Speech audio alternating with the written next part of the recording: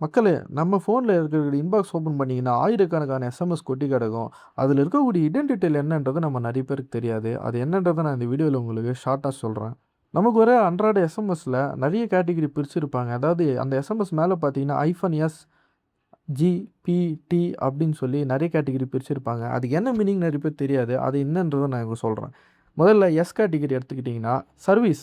அதாவது இப்ப நம்ம Jio, Airtel, Flipkart, Amazon, Meesho, Myntra இதிலிருந்து வரக்கூடிய எஸ்எம்எஸ், ஓடிபி, காலர் டியூன் இதெல்லாம் பார்த்தீங்கன்னா, சர்வீஸ் சர்வீஸ் கேட்டகரில கொண்டு வந்திருப்பாங்க. அதாவது எஸ்ன்னு முடியும். அத நீங்க போய் அந்த எஸ்எம்எஸ் ஓப்பன் பண்ணி பாருங்க தெரியும். அடுத்ததா ஜி. ஜின்னா கவர்ன்மென்ட் கிட்ட இருந்து.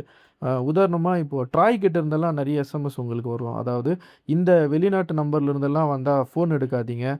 இத்தன டிஜிட்ல முடியிற நம்பர்ல இருந்து வந்தா கால் எடுக்காதீங்கன்னு சொல்லி ட்ராய் கிட்ட இருந்து வரும். அதெல்லாம் கவர்ன்மென்ட் பாடின்றதுனால, ஸோ அதெல்லாம் கவர்ன்மென்ட் கிட்ட இருந்து வர மெசேஜ். அடுத்த கேட்டகரி பி. பின்னா ப்ரமோஷனல். அதாவது லோன் வாங்கிக்கோங்க.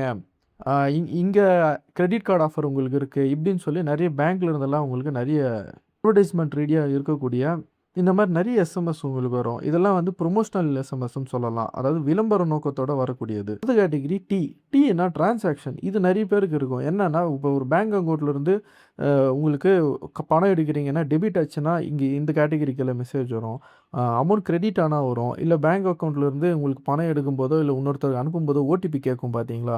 ஸோ இந்த மாரி ரீசன்ஸ்க்காகலாம் வர இதெல்லாம் பார்த்தீங்கன்னா, டிரான்சாக்ஷன்னுவாங்க. இத வந்து டி கேட்டகரில பிரிச்சிருப்பாங்க.